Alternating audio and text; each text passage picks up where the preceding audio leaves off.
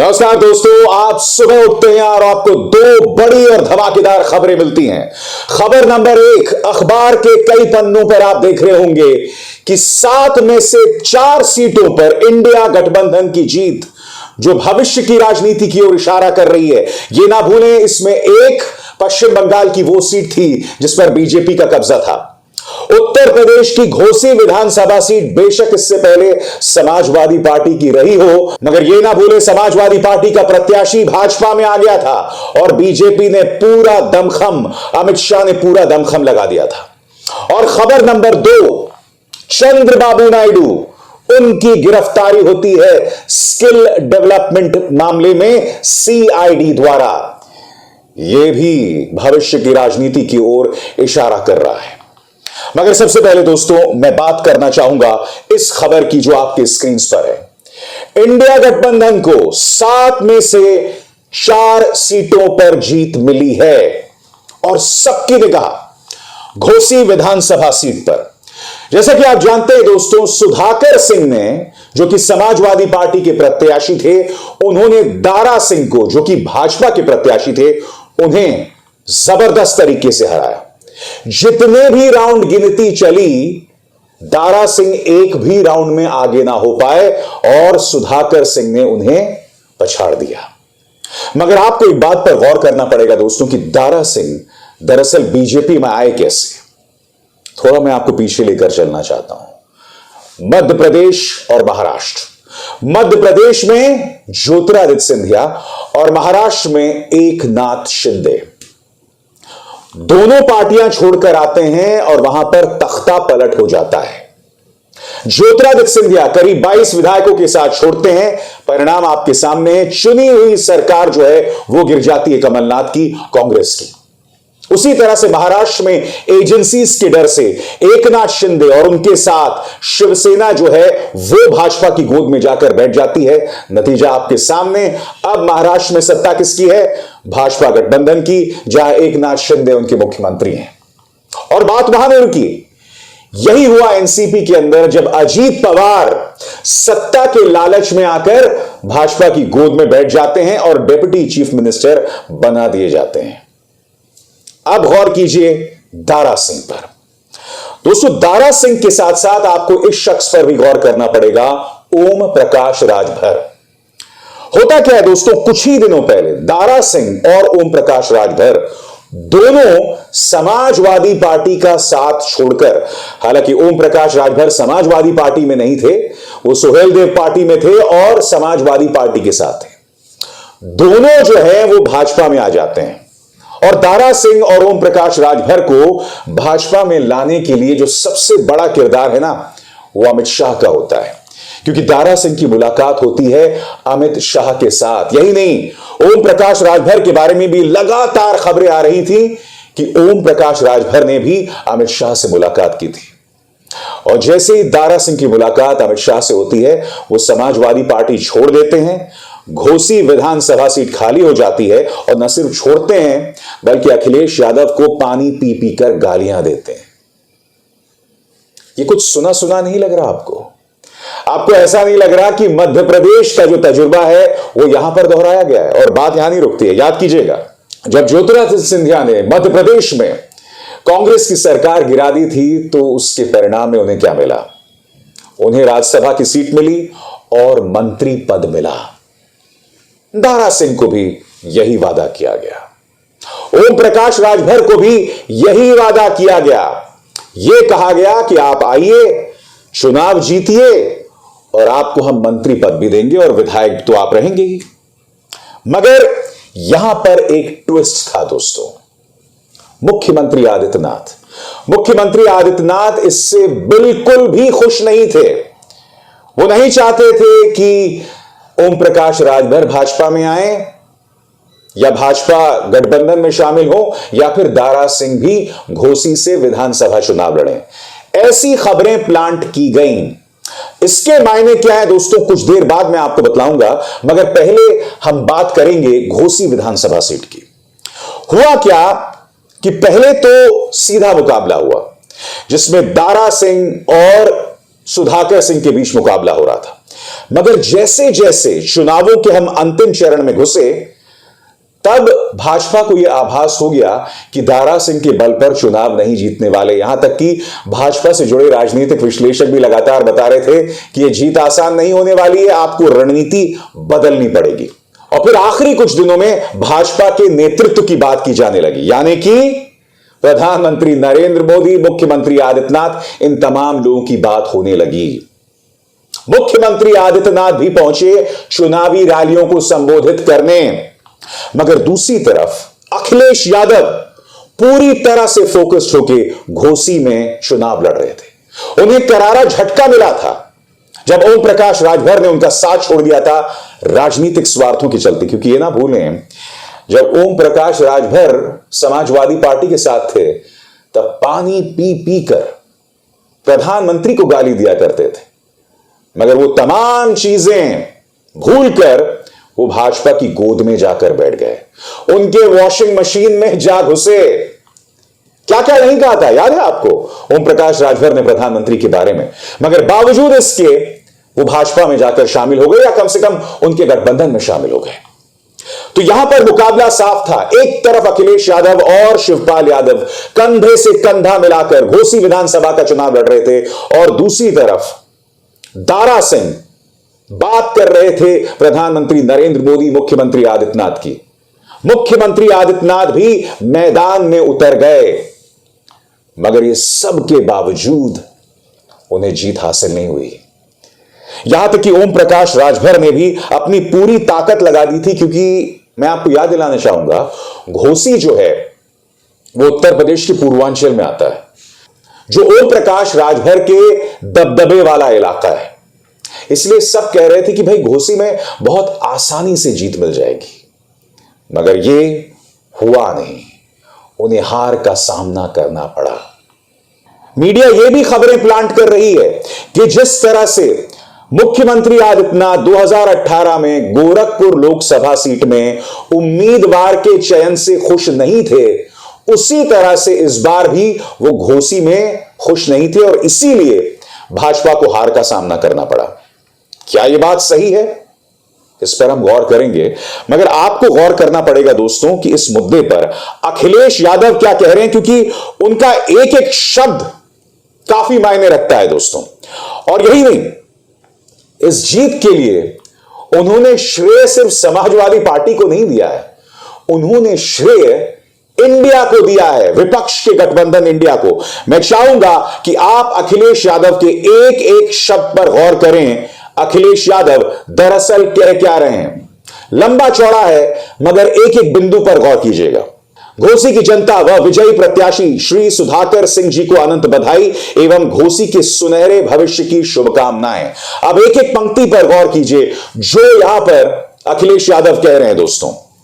पंक्ति नंबर 1, घोसी में जनता की बड़ी सोच की जीत हुई है। घोसी ने न सिर्फ समाजवादी पार्टी बल्कि इंडिया गठबंधन के प्रत्याशी को जितलाया। दोस्तों ये बहुत बड़ी बात है।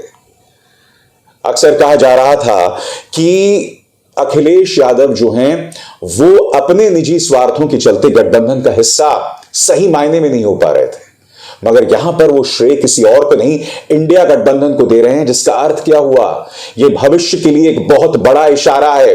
यह साबित कर रहा है कि आने वाले दिनों में उत्तर प्रदेश में इंडिया गठबंधन किस तरह से कंधे से कंधा मिलाकर लड़ेगा। और अगर यह मुकाबला होगा तो मेरा यह मानना है कि 80 सीटों में कम से कम 20 ऐसी सीटें हैं जहां इंडिया गठबंधन को आसानी से जीत मिल सकती है। क्योंकि ये ना भूलें, उत्तर प्रदेश और गुजरात 2 ऐसे राज्य हैं जहां भाजपा को छूना नामुमकिन है। अखिलेश इंडिया गठबंधन की ताकत समझ रहे हैं, इसलिए वो इस बात का जिक्र कर रहे हैं। आगे सुनिए दोस्तों, यह सकारात्मक राजनीति की जीत है और सांप्रदायिक नकारात्मक राजनीति की हार। यह दलीय संकीर्ण विचारधारा और जाति बंधन से ऊपर उठकर उस प्रत्याशी की जीत है जिसके काम करने की आशा है और नाकाम प्रत्याशी की पराजय। यह भाजपा की तोड़फोड़ और समाज को बांटने वाली नकारात्मक राजनीति की मोतोड़ हार है। यह झूठे प्रचार और जुमला जीवियों की हार है। यह व्हाट्सएप और फेसबुक जैसे सोशल मीडिया द्वारा फैलाई जा रही सामाजिक घृणा, भ्रामक सूचनाओं और राजनीतिक मिथ्या की हार है। यह भ्रष्टाचार, महंगाई और बेरोजगारी जैसे मुद्दों की जीत है। दोस्तों, यह बतलाता है कि अखिलेश यादव की सोच इस वक्त राहुल गांधी से कितनी मेल खा रही है। कहने को इन दोनों का भाईचारा 2016 के बाद नहीं देखा गया, मगर आप देख रहे हैं कि किस तरह से यहां पर दोनों की सोच मायने रख रही है और दोनों की सोच जो है वो मेल खा रही है। आगे कुछ और बिंदुओं पर गौर कीजिए। यह बुलडोजर और बल से त्रस्त जनता का शासन प्रशासन को करारा जवाब है। यह कुछ स्थानीय नेताओं की इस गलत फहमी की भी हार है कि एक समुदाय के लोग हमारी जेब में हैं। अब दोस्तों, हम बात करना चाहेंगे भाजपा के भीतर घात की। आपके स्क्रीन पर यह हैं मुख्यमंत्री आदित्यनाथ और देश के गृह मंत्री अमित शाह। इन दोनों के बीच एक अरसे से दोस्तों द्वंद्व चल रहा है, क्योंकि जो खबर अक्सर सामने आती है कि प्रधानमंत्री नरेंद्र मोदी के बाद कौन, और ये दोनों चेहरे सामने उभर कर आते हैं। और यही वजह है कि अक्सर गुजरात लॉबी उत्तर प्रदेश में दखल देती है, जिसको लेकर मुख्यमंत्री आदित्यनाथ खुश नहीं हैं। और दोनों के बीच टकराव की कई मुद्दे सामने उभर कर आते हैं। गोदी मीडिया भी इन खबरों को प्लांट कर रहा है कि दरअसल घोसी में हार इसलिए हुई है क्योंकि मुख्यमंत्री आदित्यनाथ ने सहयोग नहीं दिया। मगर अगर यह असहयोग लोकसभा चुनावों में भी जारी रहता है तो यह भाजपा के लिए बहुत मुश्किल की बात है। मैं आपको बतलाना चाहता हूं दोस्तों कि क्या कह रहा है आज तक अपने इस लेख में आपकी स्क्रीन पर। दारा सिंह चौहान और ओम प्रकाश राजभर को योगी आदित्यनाथ पार्टी में लाने से खुश नहीं थे। यही कारण रहा कि उन्होंने इन लोगों को अभी उत्तर प्रदेश सरकार में मंत्री पद से दूर रखा है, जबकि ये किसी से छुपी नहीं है कि इन दोनों नेताओं की वापसी इसी शर्त पर हुई कि दोनों को मंत्री पद दिया जाएगा। आगे ये क्या कहते हैं, पार्टी के अंदर खाने में यही लोग कहते हैं कि उत्तर प्रदेश में योगी का कद कम करने की रणनीति के चलते ऐसा हुआ। ऐसी ही स्थिति घोसी उपचुनाव में भी देखी गई। एक तरफ अखिलेश और शिवपाल कंधे से कंधा मिलाकर चुनाव प्रचार कर रहे थे और दूसरी ओर मुख्यमंत्री आदित्यनाथ आखिरी चरण में रैली करने पहुंचे। मगर अगर ये दरारें हैं और ये दरारें इतनी गंभीर हैं कि मुख्यमंत्री आदित्यनाथ के अहम के आगे कोई नहीं टिक पाता, तो आप अंदाजा लगा सकते हैं कि अगर यही राजनीति 2024 के लोकसभा चुनावों में भी जारी रही तो भाजपा के लिए बहुत मुश्किल होने वाली है। हालांकि मैं इस बात से इत्तेफाक नहीं रखता कि लोकसभा चुनावों में भाजपा जो है उत्तर प्रदेश के अंदर दो फाड़ होकर चुनाव लड़ेगी। नहीं, यही खास बात है भाजपा की। चाहे जितनी भी भीतर घात हो, जब बड़ा चुनाव आता है सब एक साथ मिल जाते हैं। और ये ना भूलें, अगले साल की शुरुआत में राम मंदिर का उद्घाटन है। उसके बाद न्यूज चैनल्स में जो आंधी आएगी ना दोस्तों कवरेज की, सारे मुद्दे बौने हो जाएंगे। आज इसी कार्यक्रम में मैंने आपके सामने दूसरा मुद्दा रखा दोस्तों, चंद्रबाबू नायडू। उनको गिरफ्तार कर लिया सीआईडी ने स्किल डेवलपमेंट मामले में। दोस्तों, विपक्षी गठबंधन की तरफ से यह पहली बड़ी गिरफ्तारी है, जिससे साफ हो जाता है कि लोकसभा चुनावों के लिए अभी से भाजपा ने तैयारी शुरू कर दी है। याद कीजिए, कई विपक्ष के नेता इस वक्त भाजपा के निशाने पर है, कई इस वक्त जेल में है। मनीष सिसोदिया, सत्येंद्र जैन, इसके अलावा नवाब मलिक, देशमुख के तमाम लोग छूटे हैं। कहने का अर्थ क्या है? कहने का अर्थ यह है कि कोशिश की जाएगी कि लोकसभा चुनावों से पहले विपक्ष के कई बड़े नेताओं को गिरफ्तार किया जाए। राहुल गांधी की सांसदी खत्म कर दी गई थी। यह तो chief justice of India D Y Chandrachud ने मामले में दखल दिया, उनकी सुप्रीम कोर्ट ने फैसला दिया और नतीजा आपके सामने है। आज मैं एक भविष्यवाणी करने वाला हूं कि आने वाले 6 महीनों में न सिर्फ विपक्ष के बड़े बड़े नेताओं को गिरफ्तार किया जाएगा, बल्कि ऐसे लोगों पर भी निशाना साधा जाएगा, चाहे वो सामाजिक कार्यकर्ता हो, चाहे वो पत्रकार हो, जो इस सरकार से सवाल करते हैं। क्योंकि भाजपा की सिर्फ एक रणनीति है, जिसे आप झुका न सको, जिसे आप पार्टी में शामिल ना कर सको, उसे गिरफ्तार करो, उस पर निशाना साधो। और यह रणनीति आगे जारी रहेगी, यह मैं दावे के साथ इसलिए कह रहा हूं क्योंकि चंद्रबाबू नायडू को गिरफ्तार किया, निशाना किन लोगों पर हो सकता है दोस्तों, गौर करना पड़ेगा। निशाना राहुल गांधी पर हो सकता है, निशाना सोनिया गांधी पर हो सकता है, निशाना ममता बनर्जी पर हो सकता है और निशाना तेजस्वी यादव पर हो सकता है। इन तमाम चेहरों पर गौर कीजिएगा दोस्तों। मुझे अचरज नहीं होगा कि इनमें से कई लोगों का सामना कानून के साथ हो जाए, और किया भी जा रहा है। अगर आप देखें, राहुल गांधी को तो जेल भेजने की पूरी तैयारी थी। तेजस्वी यादव और उनके परिवार के खिलाफ सीबीआई लगातार दबिश दे रही है, लगातार उन्हें चुनौती दे रही है। इससे साफ हो जाता है कि भाजपा क्या मंशा रखती है। दोस्तों, आज कार्यक्रम के अंत में मैं आपको बतलाने वाला हूं वो 10 ऐसे मंत्र जो इंडिया गठबंधन को याद रखने होंगे चुनावों से ठीक पहले। एक एक करके आपके स्क्रीन पर आ रहे हैं दोस्तों। एकता में जीत, इस मंत्र के साथ कोई समझौता नहीं हो सकता। अगर आप एक होकर लड़ेंगे तो जीत आपको मिलेगी, कम से कम आप लड़ाई करने की स्थिति में होंगे। दूसरा, अनर्गल बयानों से बचें। जिस तरह के बयान उदय स्टालिन ने या ए राजा ने दिया सनातन धर्म के बारे में, वो शर्मनाक बयान था। ऐसे बयानों से इंडिया गठबंधन के किसी भी नेता को बचना चाहिए। और यह ना भूलें, आपने एक समन्वय समिति कायम करने की बात की थी। जब ऐसे बयान सामने आते हैं तो उस समन्वय समिति में तमाम स्टेक होल्डर्स को बैठकर बात करनी चाहिए, ताकि ऐसे बयानों को दोहराया ना जाए, क्योंकि इन्हीं बयानों का सहारा बीजेपी लेती है अपने गोदी मीडिया के जरिए और विपक्ष पर हमला बोलती है। तीसरा, बीजेपी की कमजोरियों पर निगाह। चौथा, दरारों पर निशाना। यह ना भूले दोस्तों कि भाजपा में वो दरारें बार बार सामने उभर कर आती हैं। भीतरघात के तौर पर मध्य प्रदेश पर निगाह डालिए, वहां पर एक मंत्री दूसरे मंत्री की शिकायत कर रहा है। शिवराज सिंह चौहान अपने पसंदीदा मंत्रियों को बचा रहे हैं। शिवराज सिंह चौहान प्रियंका गांधी वाड्रा के खिलाफ 40 जिलों में एफआईआर करते हैं। इससे नुकसान किसको है? इससे नुकसान भाजपा को है, जिससे प्रियंका गांधी वाड्रा जो हैं वो शहीद बन जाती हैं। मगर यह बात मैं आपको क्यों बतला रहा हूं? यह बात मैं आपको इसलिए बतला रहा हूं क्योंकि शिवराज सिंह चौहान को भी इस बात का अंदाजा हो रहा है कि हो सकता है कि अगली बार वो मुख्यमंत्री ना रहें। इसलिए अब उनकी सोच हो गई है कि अगर मेरी नहीं तो किसी की नहीं। आगे मुद्दों पर बने रहें, मुद्दों से ना भटकें, जिसका जिक्र अखिलेश यादव ने भी किया था। छठा नंबर, बीजेपी की बांटने वाली सियासत में घुसने से बचें।